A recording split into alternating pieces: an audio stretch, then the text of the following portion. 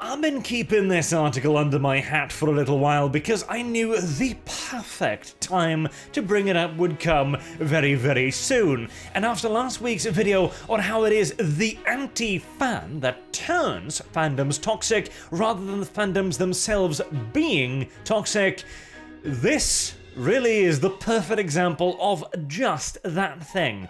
When the anti-fan comes in from the outside, bringing in their racialized worldview and modern-day politics and forcing it into what should be a timeless fantasy epic. As it begins, of course, as all good anti-fan pieces do, with a lie. Debunking the backlash against non-white actors in new TV adaptation. The article is of course not debunking anything. It is not providing a counter-argument. It's not explaining why people are wrong to be outraged. It is simply saying, well, you see, my modern-day politics says this, and since I'm in power, I can enforce whatever I want upon you, actually.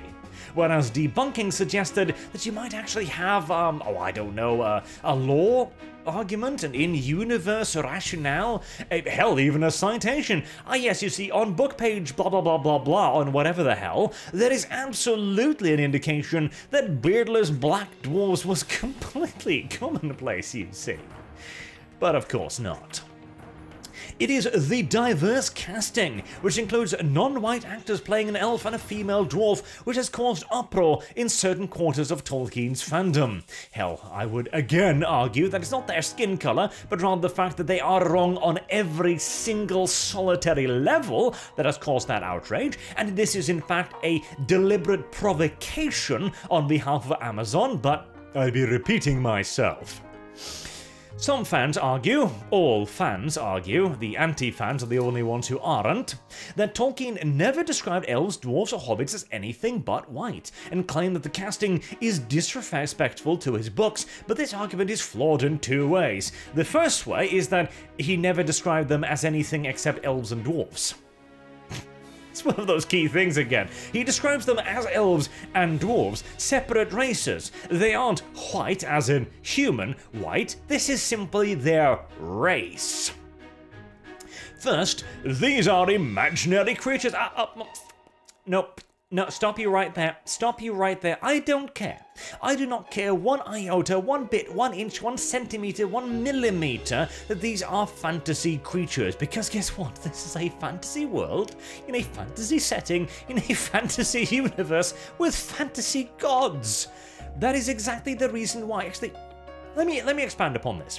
Not only does it mean that your argument is irrelevant because it is fantasy, and therefore it should be sacrosanct for your modern-day political bullshit, inherently so, but even if it weren't, it is a fantasy setting with its own rules, its own rationale, its own thing set in stone, and you don't get to change that, because if you do, you no longer have the thing. And that is what we'll get into in Reason 2 here as well. Because, you see, Tolkien, he didn't go into enough biological details, you see. No, he was more interested in the metaphysical. And so he hasn't satisfied my modern-day racialized worldview. He hasn't described the DNA sequencing of hobbits. And therefore I choose to be able to interpret this in any way I want, frankly. Even if Tolkien had specified that all elves, dwarves, and hobbits were white, it still wouldn't matter. And this is where we get to the crux of it, of course, because adaptations are original cultural products. Oh no, they aren't. Oh god, no they aren't. In fact, the very fact that they are, again, fantasy, prohibits them being original cultural products, because your culture has no goddamn bearing on any of this. And you cannot imitate, question, rewrite, or interpret source material in whatever ways you see fit. Because if you're doing this, you no longer have a product. You're not making Lord of the Rings. You are at the very best making blatantly untrue fan fiction, but more likely you are making a deliberate provocation against the fandom. You are creating your product and then going, hey, we're just gonna slap this name on it because it'll sell much, much better that way. That's what you're doing, and you should be honest that that was what you were doing. You're not making Lord of the Rings. You're not making any adaptation of Tolkien's source material. You are simply stealing his name and creating your original fan fiction. That's what you're doing. That's what you should admit to. And in a roundabout way, the article kinda does, because, well, this is like 2 paragraphs right here. This is the reason. This is the debunking part. Now we move on to why we need to simply bend, break, and destroy everything, because, well, the reasons just aren't very good, are they? This version of the play presented audience with a black Prometheus in chains, referring to a Nigerian-British actor being cast as Prometheus in the Greek tragedy. Why? That seems completely idiotic and pointless. Well, we need to bring to mind the imagery of slavery, you see, because simply having a Greek tragedy isn't good enough. We gotta have modern-day politics, modern-day topics, and bullshittery. And worst of all, images of modern-day slavery in a Greek tragedy. Ah yes, the Greeks with their intercontinental slave trade.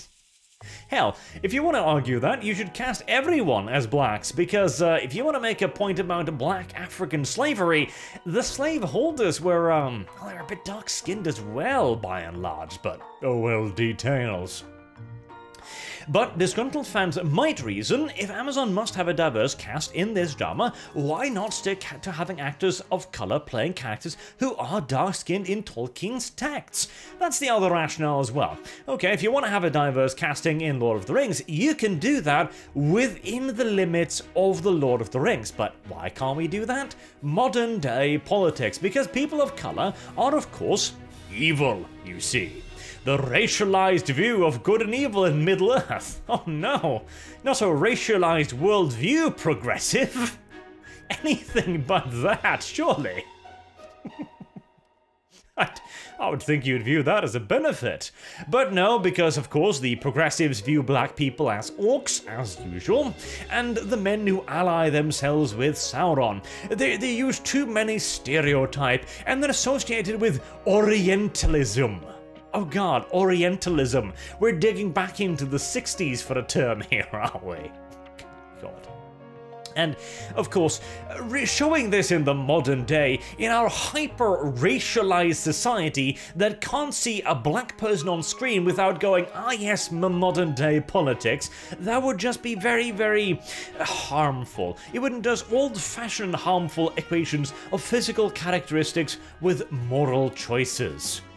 I don't know who's making these moral dualities here, but I don't think it was Lord of the Rings. I don't think it was Tolkien either, as you will often see him refer to the allies as the slaves of the Dark Ones. They're not necessarily doing this by choice. They might not even necessarily be doing this as a moral choice, but a simple existence and survival. If you're already influenced by Sauron, you probably don't have the choice to just one day go like, oh, I don't want to fight for the evil one, actually. And you know what? If you're gonna do fanfiction and you want a diverse cast, hell, why not do that? Delve into the Haradrim, for example, and ask the question, are all Haradrim of the same mind? Are they all allied to Sauron by choice? Or are they literally a slave army, levied as tithe to Sauron's cause via the threats of good old-fashioned violence and vengeance? Are they ruled over by petty tyrants, etc., etc.? You could explore this in great detail, because Tolkien didn't go into great detail, and that's our next point, you see. But Tolkien would have hated it, and once again, we're gonna have to pretend that we don't know this. Even if we somehow knew that Tolkien would have thought about Amazon's new TV uses, it wouldn't matter, even if we somehow knew what he would have thought. Tolkien made it very expressly clear that he hated pretty much any and all forms of adaptation from one media to another. And we're not even talking about your bullshit definition of adaptation here, which is do whatever the hell you want. He didn't even want to see it adapted from book to movie or TV series at all, from one medium to another.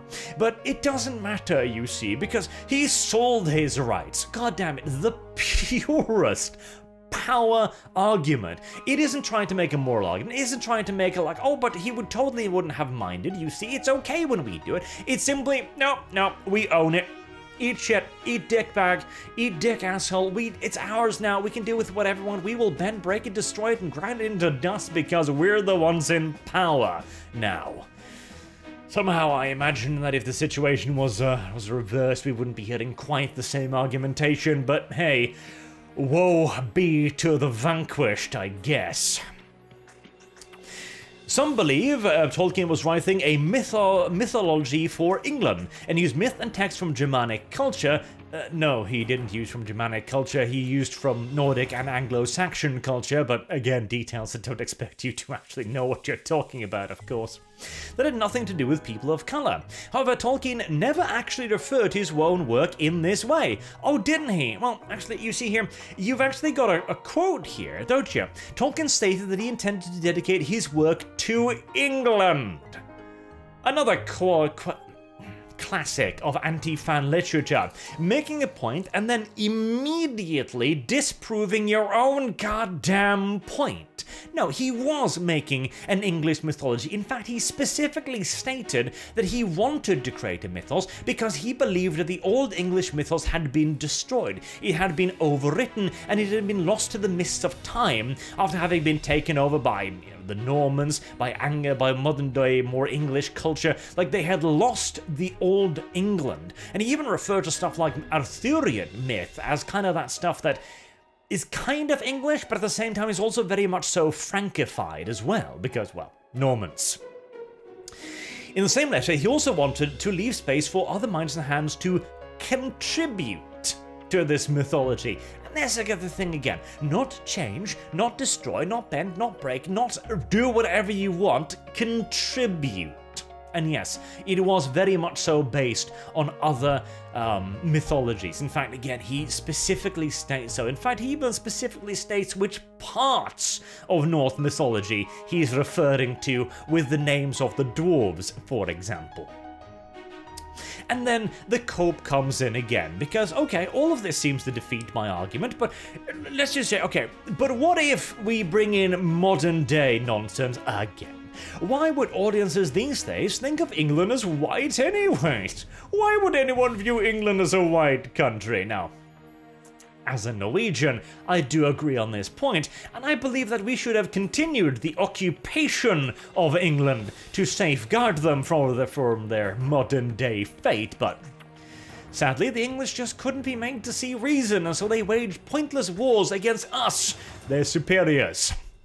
It's weird, frankly. But anyways, we conquered them in the end. Unfortunately, we'd have been in France for a while at that point, so, you know, that caused its own whole heap of problems. Getting back to the point, modern day bullshit, a vibrant melting pot in which people of colour are very much a part, sure, but that's not the England he was writing the mythology for, was it? Again, you can't help it but take the modern day political, the modern day setting and force it into something. You know what you could do? And here's the thing too. I've made this argument on multiple occasions, but it bears repeating each and every single time. If you are author of this article, or Amazon, or anyone who keeps whinging about diversity and inclusion, and how you simply must be forced into everything, you could just do what Tolkien have already done. I need to make a proper video on this, laying it out, because you could absolutely build an African mythos. You could create a mythology for Africa. You could create a mythology for black people, for your beloved people of culture. But you choose not to. Instead, you choose to invade and conquer and try to enslave other settings. It's a rich bit of irony in there, isn't it, Mr. Author? Miss, actually, I believe. Yeah, actually two of them. Authors, excuse me very much. You don't need to create black beardless dwarves. You don't need to create black elves that don't look like elves with short cropped hair. You could create your own stuff. But you don't want to do that because you don't have the talent. you don't have the belief in your own capabilities, and yes, certainly don't think you can actually sell and/or market it. Well, I guess there just is no room for black stories, because there are too many racial ideologues obsessed with white ones. Unfortunate indeed. Because honestly, I would love to see some. Again, I recently watched the South African series on Shaka Zulu, and it is great. That's going to probably be the centerpiece on a video I'll do on how you could build an African mythos, because Shaka Zulu as a figure is exactly the kind of main character you would want to have be the center of such a story. He is a powerful, inspiring, at times ruthless, at times sympathetic leader that grows to the level of myth. The final scene when he is actually killed, the people who kill him, the armed people, are standing behind. They are surrounding a naked, deposed Shaka Zulu. He is unarmed, he is powerless, and yet he is completely fearless. Those around him are still afraid of him, because to them he is something so much more than a man. He has become a god in their eyes. That is the stuff of fucking legends. But no, we gotta take over a English mythos made by a man that has been dead for many, many years and would probably hunt you down with a World War I era service item if he was still alive.